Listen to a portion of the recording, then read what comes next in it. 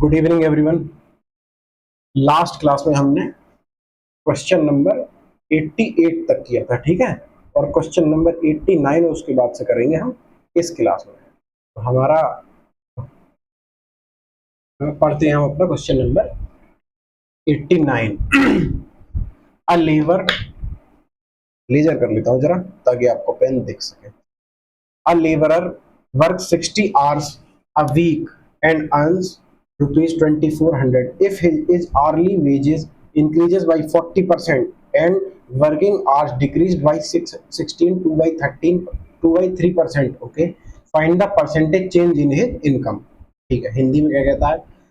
एक मजदूर एक सप्ताह में 60 घंटे काम करता है, ठीक, तथा 2400 रुपए प्राप्त करता है, ठीक है। यदि उसका प्रति घंटे वेतन 40% बढ़ जाता है और कार्य का समय 16 सही 2/3% कम हो जाता है तो आय में प्रतिशत परिवर्तन ज्ञात कीजिए।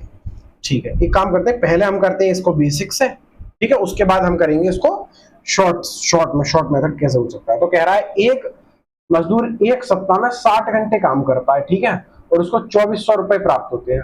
अगर उसको 60 घंटे के काम के 2400 रुपए मिलते हैं, ठीक है, तो एक घंटे काम के कितने मिलेंगे?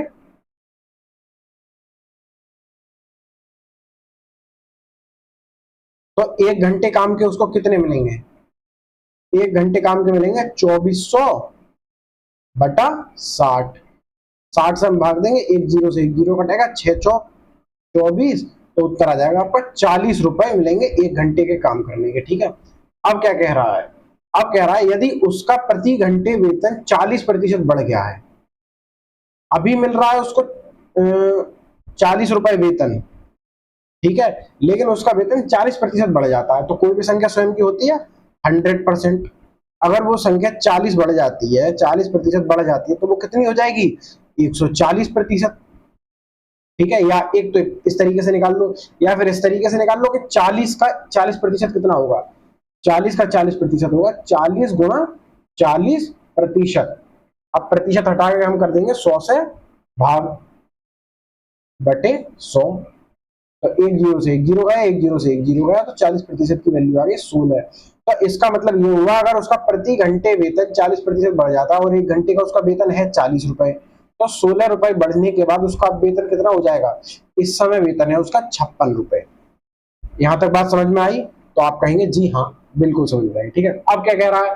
कार्य का समय 16 सही 2/3% बढ़ जाता है। 16 सही 2/3% की वैल्यू क्या है? अगर आपको सीधे याद है तो वो है 1/6। अगर नहीं याद है तो आप करेंगे 16 सही 2/3%। अब ये सही भिन्न है, इसको करेंगे सॉल्व। 3 की गुणा 16 में, तो 16 दिया 48 प्लस 2 कितने हो गए? 50 बटे ये वाला 3 गुणा प्रतिशत। ये जो प्रतिशत का चिन्ह है इसको हटा देंगे, 100 से कर देंगे भाग 1/100। 50 से कम 50 और 50 दूनी 100, जब इसकी गुणा करेंगे तो आपका 1/6 उत्तर ही आएगा, ठीक है। ये तो होगा 16 सही 2/3% की वैल्यू 1/6। अब कह रहा है कार्य का समय 1/6 बढ़ गया, 1/6 बढ़ गया। मतलब यदि पहले 6 यूनिट कार्य समय था तो अब बढ़ने के बाद हो गया 7 यूनिट, लेकिन असल में कितना था? असल में था 60 घंटे, 60 घंटे ही तो था। तो इसका मतलब 6 यूनिट की वैल्यू क्या कितनी है? 60 घंटे। तो 1 यूनिट की वैल्यू कितनी आ गई? 60/10 बराबर 6 घंटे। अब क्या नाम है, 1 यूनिट बढ़ने के बाद अब कितना हो गया काम? 7 यूनिट। तो 7 यूनिट की वैल्यू कितनी आएगी? एक सेकंड, गलती कर दी मैंने। अगर 6 यूनिट की वैल्यू 60 घंटे है तो 1 यूनिट की वैल्यू 60/6 होगी, ना कि 60/10।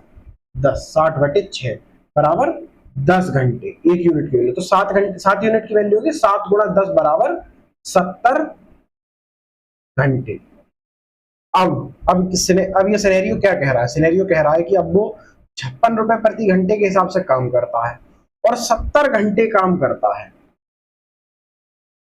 Sorry sorry sorry sorry sorry, माफी चाहूंगा। यहां कह रहा है सवाल की कम हो जाता है, यदि उसका समय कम हो जाता है तो यह 7 यूनिट नहीं 5 यूनिट ही आएगा।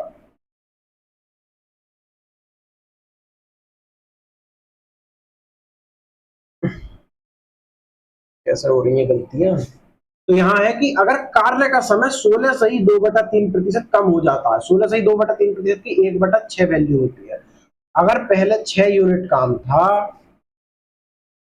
अगर पहले ये 6 यूनिट काम था, तो 1 यूनिट घटने के बाद उसका काम कितना रह जाएगा, उसका काम रह जाएगा 5 यूनिट। ठीक, और 6 यूनिट की वैल्यू कितनी दे रखी है, 6 यूनिट की वैल्यू 60 यूनिट दे रखी है, तो 1 यूनिट की वैल्यू आ गई 10 घंटे। तो 5 यूनिट की वैल्यू कितनी आएगी, 5 यूनिट की वैल्यू आएगी 5 गुणा 10 बराबर 50 घंटे। ठीक है, अब ये सिनेरियो क्या कहता है, सिनेरियो कहता है कि वो 56 रुपया घंटा, तो 1 घंटे का समय, तो 1 घंटे का पैसा ले रहा है 56 रुपए। ठीक, और काम कितने घंटे कर रहा है हफ्ते में, वो हफ्ते में कर रहा है 50 घंटे काम। ठीक है, तो अब उसका कुल मजदूरी कितनी बनी, ठीक है, उसकी कुल मजदूरी बनेगी,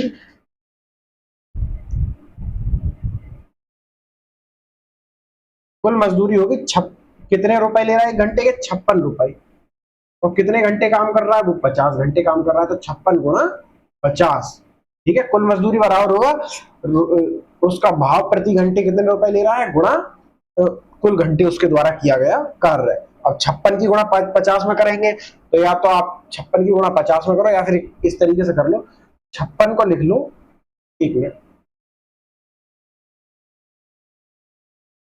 एक बात बताइए, अगर हम 56 की गुणा 50 में ना 50 में करें, और 56 की आधी की गुणा 100 में करें, तो आपको दोनों बातों में कोई अंतर, ये तो हो गया एक व्यवहारिक ज्ञान या फिर प्रैक्टिकल नॉलेज।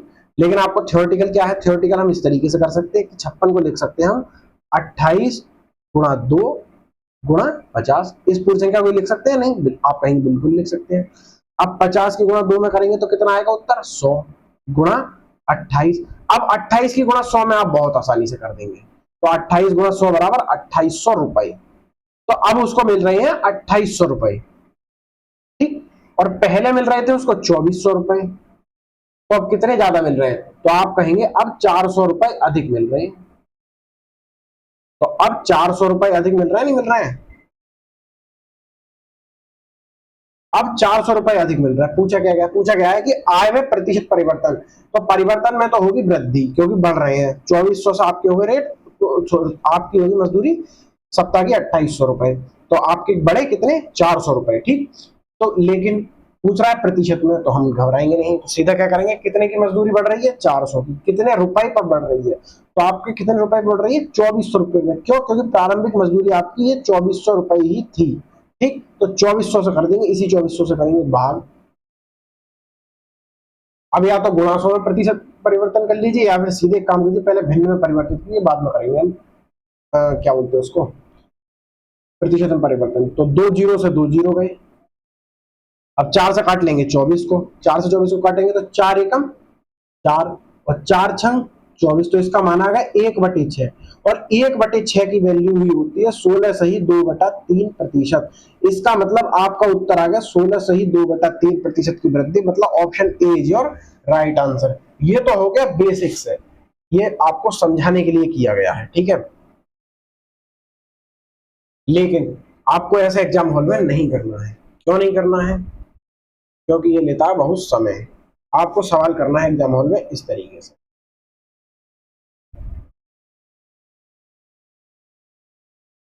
मजदूरी क्या होती है, मजदूरी बराबर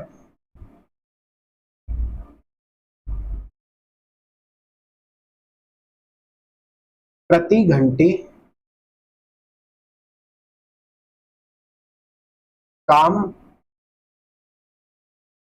काम करने की मजदूरी, मजदूरी नहीं है, मजदूरी है, मजदूरी गुणा कुल घंटे, इसी से मजदूरी निकल रही है।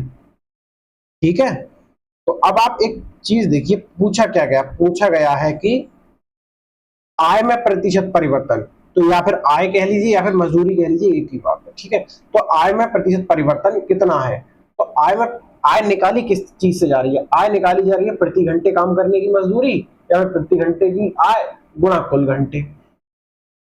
वही दे रखा है आप, और सवाल में दे क्या रखा है, सवाल में जब प्रति घंटे वेतन में परिवर्तन दे रखा है, और कार्य का समय जो है उसमें परिवर्तन प्रतिशत में दे रखा है। तो फिर इनकी क्या आवश्यकता है? इनकी कोई आवश्यकता नहीं, जब आपकी मजदूरी इन दो चीजों से निकल रही है।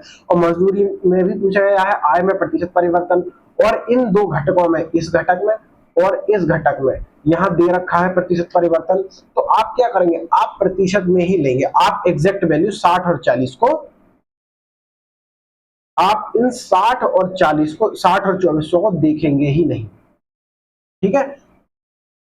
और आपको जिस तरीके से दे रखी है उस तरीके से आप सीधी सीधी गुणा कर देंगे। कैसे दे रखा है कि उसका प्रति घंटे वेतन 40% बढ़ जाता है, 40% बढ़ना, 40% बढ़ जाता है। तो 40% की वैल्यू क्या होगी, 40% की वैल्यू होती है 2/5, और बढ़ने का मतलब प्लस का निशान, ठीक है।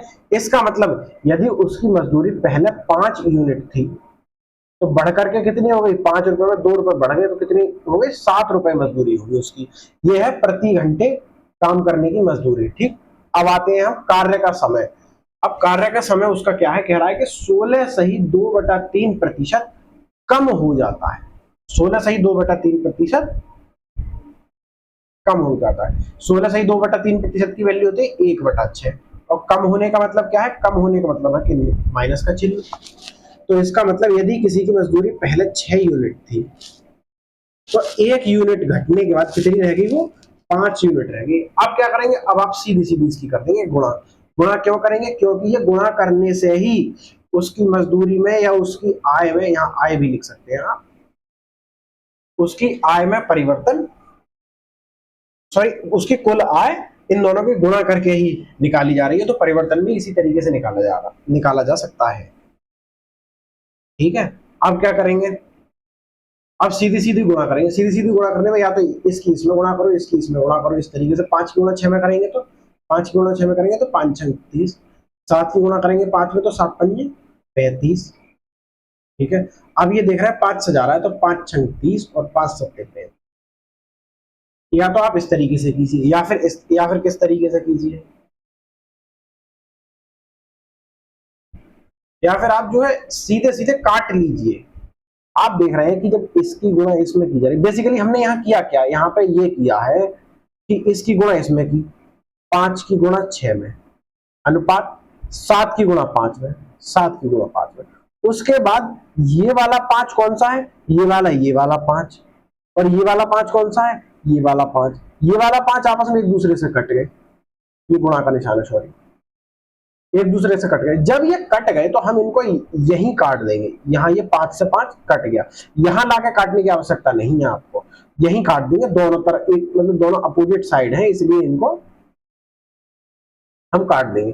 काटने के बाद यहाँ 5 एकम 5 और 5 एकम 5। अब सीधी सीधी गुणा करेंगे तो 6 की गुणा 1 में करेंगे तो 6, और 7 की गुणा 1 में करेंगे तो आएगा 7। इसका मतलब 6:7 वो यहाँ भी है। तो हमने यहाँ का क्या काम किया है, यहाँ जो पहले हम गुणा कर रहे हैं 5 की, उसके बाद हम काट रहे हैं, तो हमने जो गुणा नहीं की सीधे यहाँ पे काट दिया, ठीक।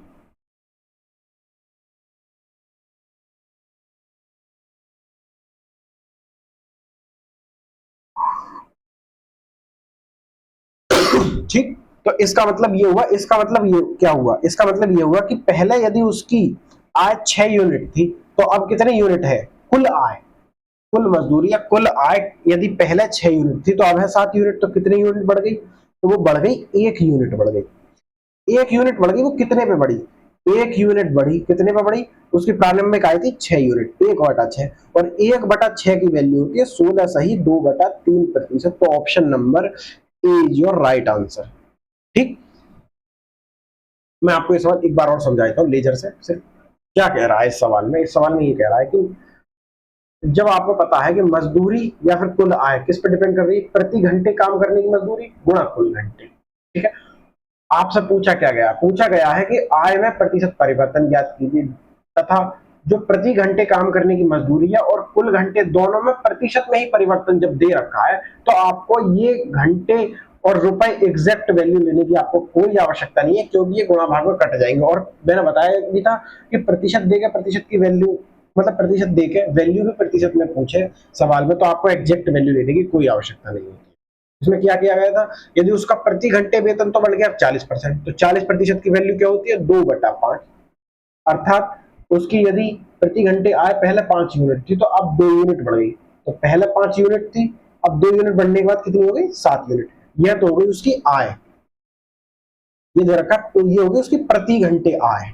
ठीक है, अब दे रखा है कि उसका कार्य करने का समय, मतलब वो कुल कितने घंटे कार्य कर रहा है, वो जो है 16 सही 2/3% कम हो जाता है। इसका मतलब क्या हुआ, 16 सही 2/3% का मतलब हुआ 1/6, और माइनस का चिन्ह यहां दर्शाता है कम हो जाता है। मतलब क्या हुआ, यदि पहले कोई 6 यूनिट घंटे काम कर रहा था तो अब वह 1 यूनिट घंटे कम हो गया। मतलब यदि कोई 6 यूनिट घंटे काम कर रहा था तो उसका काम 1 यूनिट घंटे कम हो गया, तो वह 5 यूनिट घंटे रह गया। मतलब वो हफ्ते में 5 यूनिट घंटे काम कर रहा है। यह क्या है, यह जो कुल घंटों की संख्या है। अब सवाल में फॉर्मूले में क्या कह रहा है, फॉर्मूले में जब गुणा कर रहा है तो यहां भी सीधे गुणा ही कर दिया हमने, और गुणा करके आगे अनुपात 6:7। मतलब यदि पहले 6 यूनिट कमा रहा था तो अब 7 यूनिट कमा रहा है। ठीक है, और 6 यूनिट पे 1 यूनिट की वृद्धि हो गई, 1/6, और 1/6 की वैल्यू होती है 16 से 2/7%। That means option A is your right answer. ठीक है, अब हम चलते हैं क्वेश्चन नंबर 90 पर। क्वेश्चन नंबर 90 क्या कहता है, a person types 20 lines in 10 minutes. ये भी अच्छा सवाल है। अब जो सवाल शुरू हो गए वो मिसलेनियस सवाल हुए हैं, उनको आपको ध्यान से पढ़ना है। ठीक है, और ध्यान से सुनना है मेरी बात को। ठीक है, अब a person types 20 lines in 10 minutes, okay, but leaves 8% of the space between each line blank। ठीक, how much time in minutes will it take for him to type 23 pages, okay, of 40 lines, ठीक, if now he leaves 25% more space than before। ठीक है, हिंदी में पढ़ते हैं। एक व्यक्ति 10 minute में 20 पंक्तियां टाइप करता है, ठीक है, लेकिन प्रत्येक पंक्ति में 8% स्थान खाली छोड़ता है। ठीक है, 40 पंक्तियों वाले 23 पेजों को वह कितने समय में टाइप करेगा, यदि अब पहले का 25% अतिरिक्त खाली स्थान छोड़ता है। तो पहले इसको अतिरिक्त खाली स्थान वाले को हिसाब कर लेते हैं। पहले छोड़ रहा है वो 8% खाली, पहले कह रहा है कि वो 8% स्थान खाली छोड़ता है। ठीक है, और बाद में वह 25% अतिरिक्त छोड़ता है। 25% नहीं, 25% अतिरिक्त। अतिरिक्त का मतलब हुआ कि पहले यदि वो 8% छोड़ता था, ठीक है, तो अब वो 8% का 25% अधिक स्थान छोड़ता है। और 25% का मतलब होता है, यहां से इसको प्रतिशत को हटा देंगे और 100 से कर देंगे भाग, 25 से कम 25, और 25 चौक 100, और 4 से गया 2 बार। तो इसका मतलब अब वह 2% अतिरिक्त छोड़ रहा है। तो इस लाइन का क्या मतलब हुआ, यहां तक का मतलब यह हुआ कि पहले वो 8% खाली छोड़ता था लाइन, अब वह 10% खाली छोड़ता है। ठीक है, अब आ जाते हैं हम अपने सवाल में। सवाल कह रहा है, यदि एक व्यक्ति 10 मिनट में 20 पंक्ति टाइप करता है, लेकिन प्रत्येक पंक्ति का 8% स्थान खाली छोड़ता है, यदि वह एक पंक्ति का 8% स्थान खाली छोड़ रहा है, तो मतलब क्या कह रहा है, मतलब यह है कि वो एक पंक्ति के 92% भाग को ही टाइप कर रहा है। कर रहा है, नहीं कर रहा है? इस बात में कोई दिक्कत? तो आप कहेंगे नहीं, कहेंगे नहीं दिक्कत। तो वो 20 पंक्तियों का कितना भाग कर रहा है? अगर वह एक पंक्ति का 92% भाग टाइप कर रहा है तो 20 पंक्तियों का कितना भाग टाइप करेगा? 20 गुना 92%। ठीक है, और समय कितना ले रहा है? वो समय ले रहा है 10 मिनट का। तो ये हुआ 10 मिनट की वैल्यू। 10 मिनट में वो इतना टाइप कर रहा है। ठीक,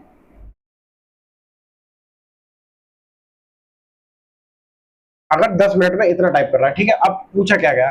पूछा गया है कि वह 40 पंक्तियों वाले 23 पेजों में, अगर एक पेज में 40 पंक्तियां हैं तो 23 पेज में कुल कितनी पंक्तियां होंगी? तो आप कहेंगे 23 गुणा 40 पंक्तियां।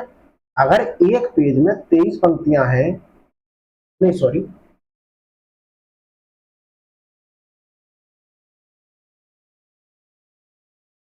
अगर एक पेज में 40 पंक्तियां हैं तो 23 पेज में कितनी पंक्तियां होंगी? 23 गुणा 40।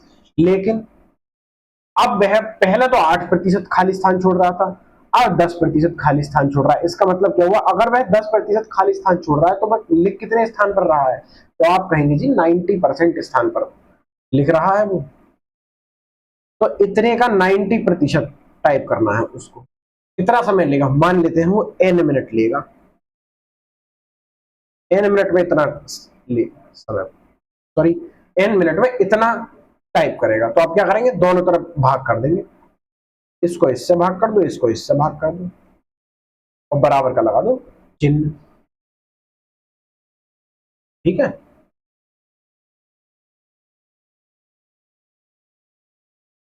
तो इसको हम सॉल्व करेंगे तो क्या आएगा, ये आएगा 10/n बराबर 20 गुणा 92% बटे 23 गुणा 40 गुणा 90%।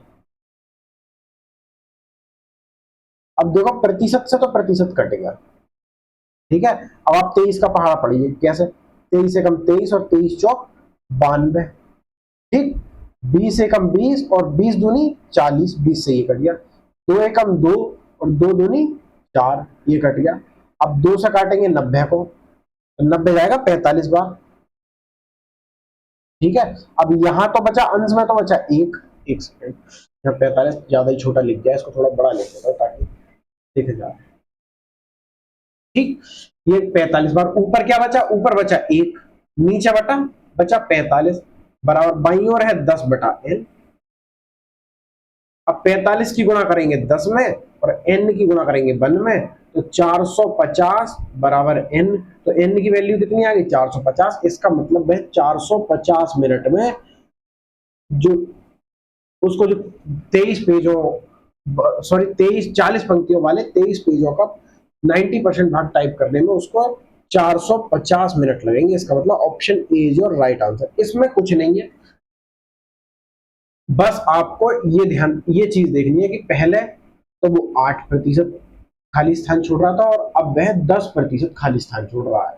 25% अधिक का मतलब हुआ 8% का 25% और 8% का 25% निकलेगा 2%। बस उसके बाद आपने सीधे कर लिया कि 10 मिनट में इतना भाग टाइप कर रहा है और मान लेते हैं n मिनट में इतना भाग टाइप कर रहा है, इसको सॉल्व करना है तो दोनों ओर कर दिया भाग, बस फिर कैलकुलेशन कर दी हमने, आपका आंसर ये आ गया।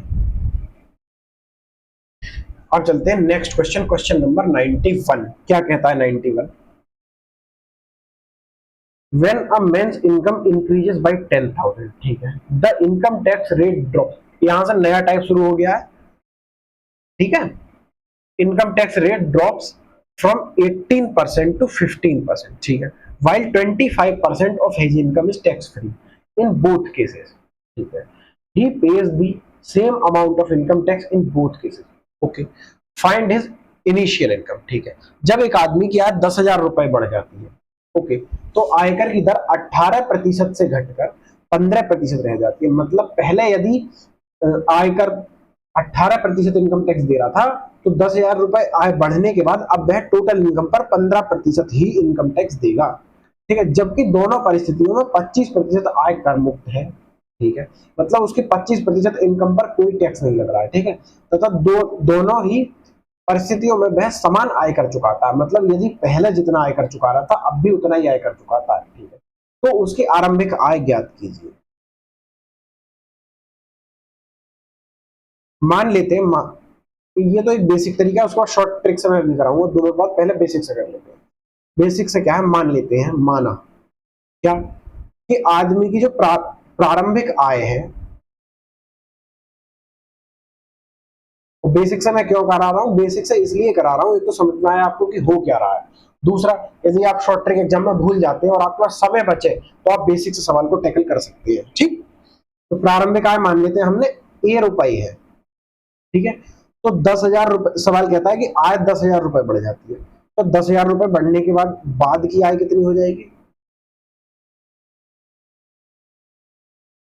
अगर पहले ए रुपए है तो अब हो जाएगी ए प्लस 10,000,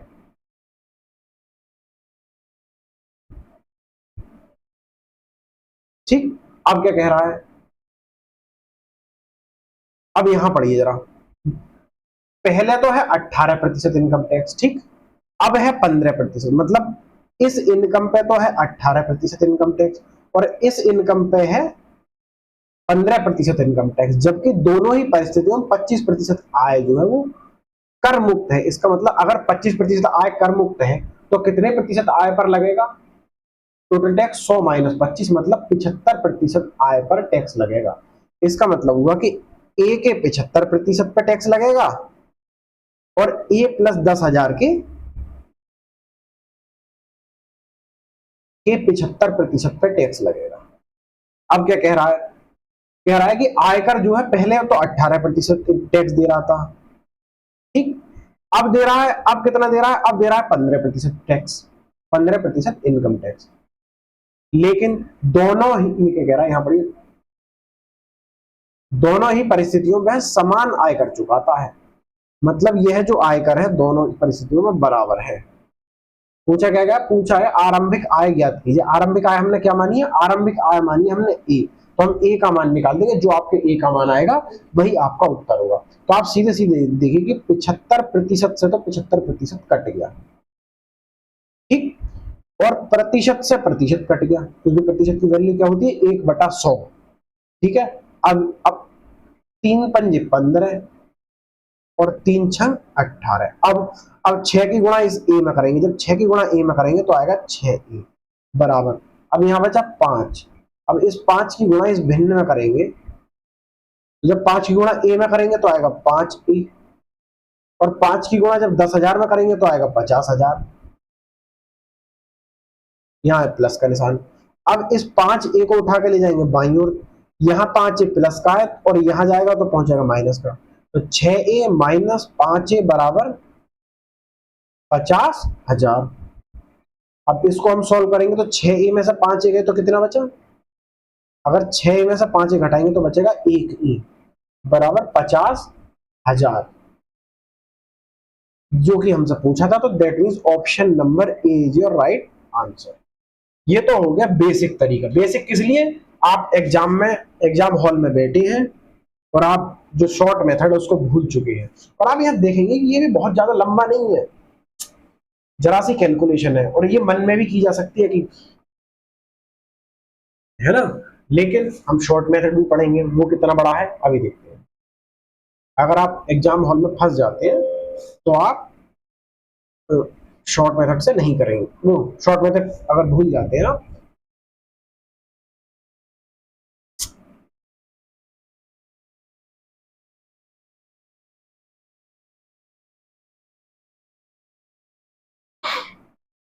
सवाल क्या कह रहा है? सवाल कह रहा है कि अगर आय 10,000 रुपए बढ़ जाती है, ठीक है,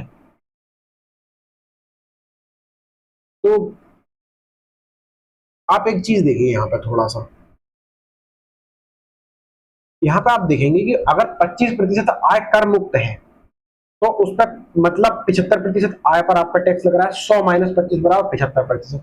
जब हमने आय का इधर भी 75% पर टैक्स लग रहा है, इधर भी 75% पर टैक्स लग रहा है, और पहले ही स्टेप में जब ये 75% कट गया, ये 75% जब ये कट जाना है, ठीक है, तो हम इस 75% की जो लाइन है इसको हम इग्नोर कर सकते हैं।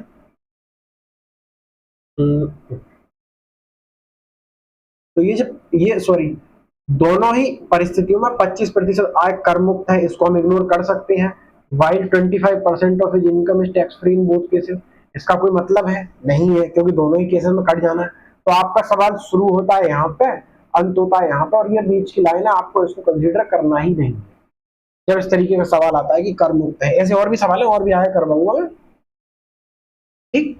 अब थोड़ा ध्यान से सुनिए, बहुत ध्यान से।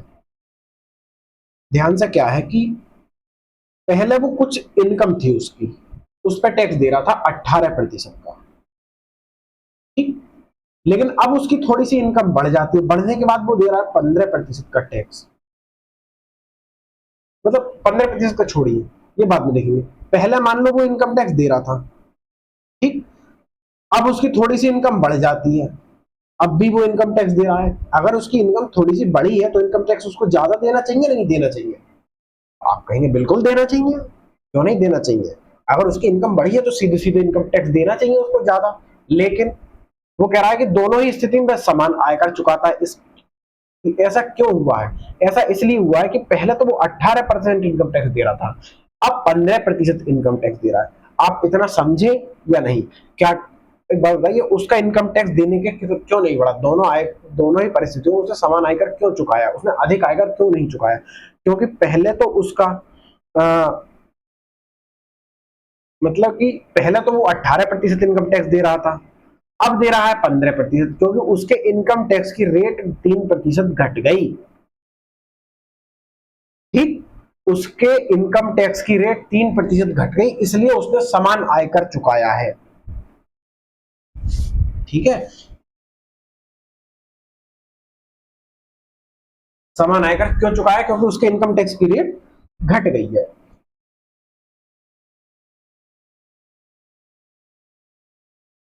असल में अगर वो पहले भी मतलब अगर ये 3% को हम इस तरीके से तोड़ लें, 1 सेकेंड, 18% को ये लिख सकते हैं 3% प्लस 15%। अगर वो पहले भी 15% चुकाता और अब भी 15% चुकाता, तो वो कितना अधिक चुकाता? जितनी उसकी इनकम बढ़ गई, उसका उसका कितना, उसका 15%, मतलब 10,000 रुपए का 15%, इतना अतिरिक्त तो चुकाता नहीं चुकाता। लेकिन उतना अतिरिक्त क्यों नहीं चुकाया उसने? क्योंकि उसकी इनकम मान लेते हैं पहले ₹1 थी, उसकी इनकम जितनी थी उस पर 3% टैक्स घट गया है। उसकी इनकम मान लो पहले ₹1 थी, उसका पे इनकम टैक्स पे उस पे जो इनकम टैक्स है वो 3% घट गया है।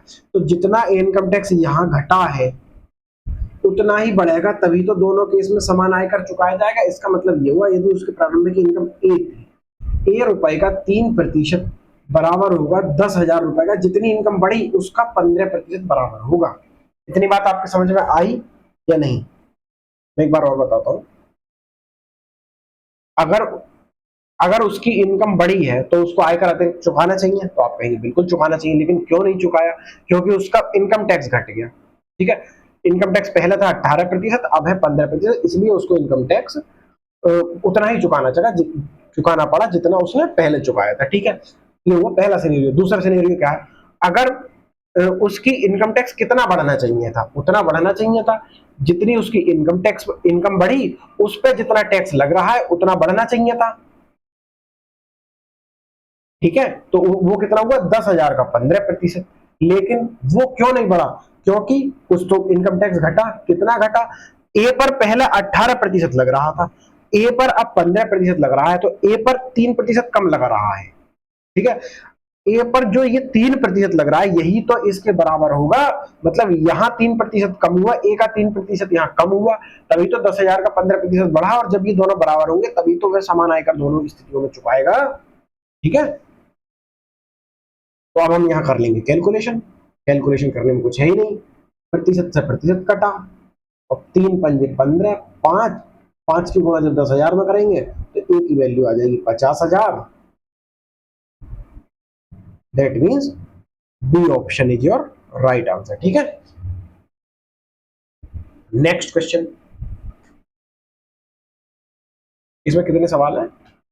इस टाइप के 3 ही सवाल है ना? तो 92 क्वेश्चन करते हैं, यही 3 करेंगे आज, बकाया करेंगे अगली क्लास में। ठीक है, ये थोड़ा टॉपिक भारी सा है। तो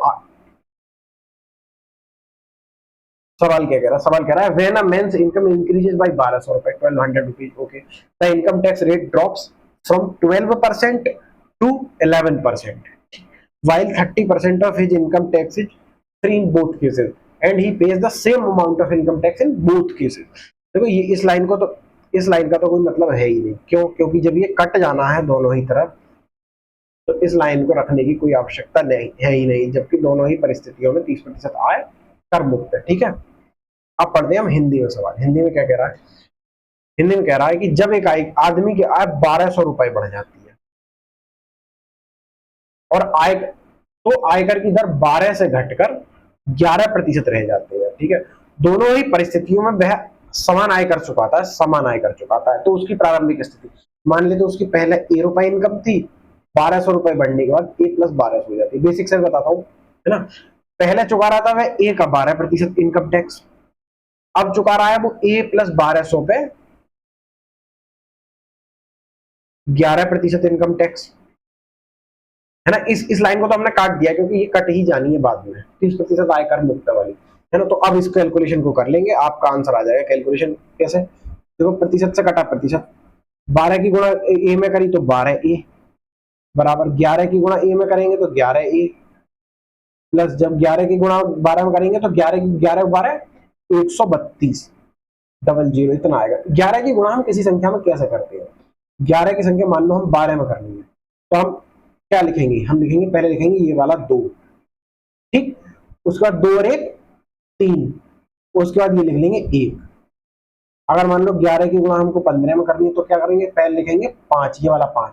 अब क्या करेंगे? 5 और 1 6, उसके बाद ये वाला 1 लिख देंगे 165। अगर हमको 11 की गुणा 13 में करनी है तो क्या लिखेंगे? 3, कौन सा वाला? ये वाला 3। अब 3 और 1 4, उसके बाद ये लिख देंगे 1 143, ठीक है।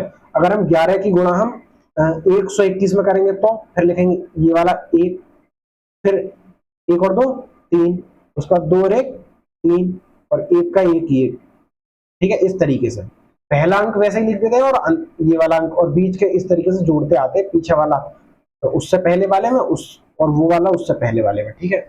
और अगर हमको 19 में गुणा करनी पड़ जाए तो कैसे करेंगे? 19 में गुणा करेंगे 9, 9 और 1 10, 10 का हासिल लगा 0। अब हमको लिखना बस हासिल कितना लगा? 1। अब हमको लिखना है ये 1। अब इस 1 को इस 1 में जोड़ देंगे, उत्तर आ जाएगा 2, 209, ठीक। अब नेक्स्ट देखते हैं, अगर हमको 195 में गुणा करनी है 11 की तो क्या करेंगे? हम लिखेंगे 5, 9 और 5 14, हासिल लगा 1, 1 और 9 10, 10 और 1 11, 11 का 1 हासिल लगा 1, 1 और 1 2, ये आ गया 2145। इस तरीके से आप गुणा करेंगे, हासिल को ऊपर लिखो उसमें जोड़ो, उसके बाद अगली संख्या में जोड़ दो, ठीक। तो इस तरीके से यहाँ 11 से गुणा की गई है 2, तो ये 2 लिखा गया, 2 और 1 3, उसके बाद 1 ये लिख दिया गया, तो ये 3200। अब इस 11 ए को ले जाएंगे बाईं ओर, तो ये 11 ए जाएगा बाईं ओर, माइनस का हो जाएगा 12 ए माइनस 11 ए बराबर 13,200। 12 ए में से 11 ए गए तो बच्चे 1 ए बराबर 13,200। अब पूछा क्या है? फिर आरंभिक आय हमने मानी है ए रुपए, तो ए रुपए के हिसाब से होंगे 13,200। ये तो हो गया बेसिक, ये तो आम जिंदगी। अब मेंटोस जिंदगी क्या है?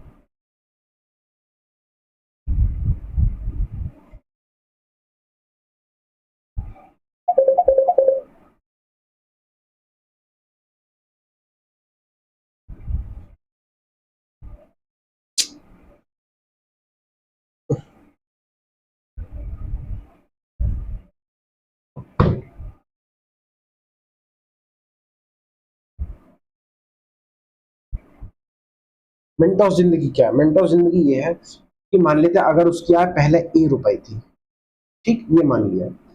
पहले इनकम टैक्स कितना दे रहा था वो? 12%।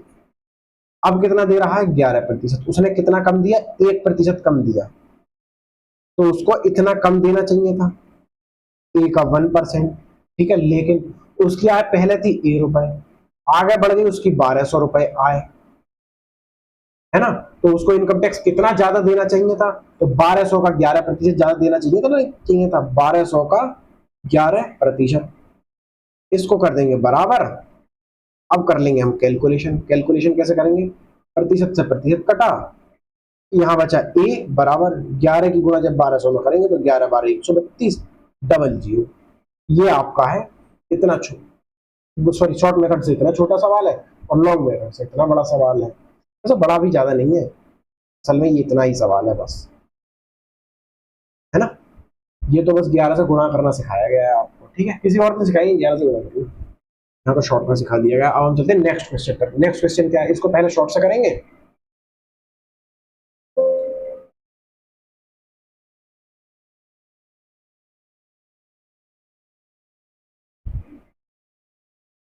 शॉर्ट मेथड क्या है इसका? जब एक आदमी की आय 1600 रुपए बढ़ जाती है, ठीक है, तो आयकर 15% से घटकर 12% रह जाता है, ठीक है। जबकि दोनों ही परिस्थितियों में इसको काट दो, इसका कोई मतलब नहीं,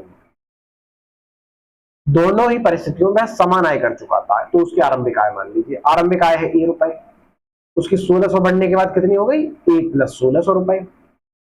पहले कितना चुका रहा था? ए पर 15% इनकम टैक्स दे रहा था, अब कितना दे रहा है? ए प्लस 1600 पर 12% इनकम टैक्स, ठीक। और दोनों ही परिस्थितियों में जो आयकर है वो है बराबर।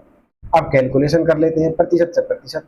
3 चौक 12 और 3 पंजे 15। अब 5 की ए में गुणा करेंगे तो 5 ए बराबर, 4 की ए में गुणा करेंगे तो 4 ए प्लस 4 की गुणा 1600 में करेंगे तो 16 चौक 64।